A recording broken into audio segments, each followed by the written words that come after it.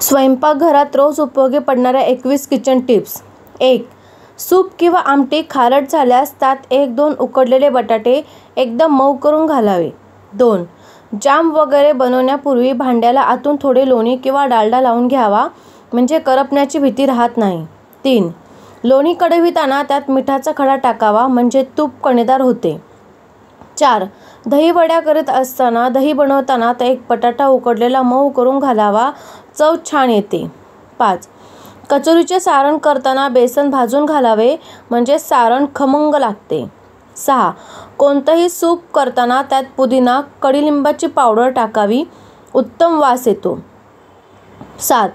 दुधी भोपळ्याची भाजी करताना त्यात थोडे बेसन पीठ भाजून घालावे, भाजी अत्यंत चवदार होते.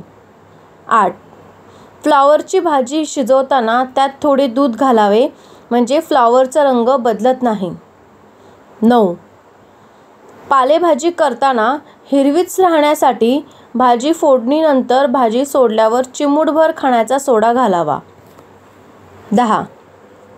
डोसा कुरकुरीत होण्यासाठी डाळ शिजवतानाच थोडी तुरीची डाळ व मेथीदाणे भिजत घालावेत. 11. कडधान्य व डाळी लवकर शिजण्यासाठी हळद व काही थेंब भुईमुगाचे तेल घालावे व मग शिजवावे. 12. अंडे उकडताना त्यात किंचित मीठ घालावे, म्हणजे कवच अलगद निघते. 13. बटाटे उकडताना त्यात थोडे मीठ घाला, म्हणजे फुटणार नाहीत. 14. लायटर थोडा बंद पडला असल्यास त्याला 1 दिवस फ्रीजमध्ये ठेवा, पुन्हा सुरू होईल. 15. नॉनस्टिक तवा चकचकीत राहण्यासाठी त्यावर लिंबाचा रस किंवा टाक लावा. 16. राजगिरा, मोहरी, तीळ हे वापरण्यापूर्वी स्वच्छ धुवून उन्हात वाळवावे, मग कोरड्या डब्यात ठेवावे. 17. पापड, लोणची, मूगवड्या वगैरे बनवताना हिंगाचा वापर करावा, त्यामुळे टिकाऊ होते, पदार्थ अधिक चविष्ट बनतो. 18. मध गोठले असल्यास बाटली गरम पाण्याच्या भांड्यात ठेवावी. 19.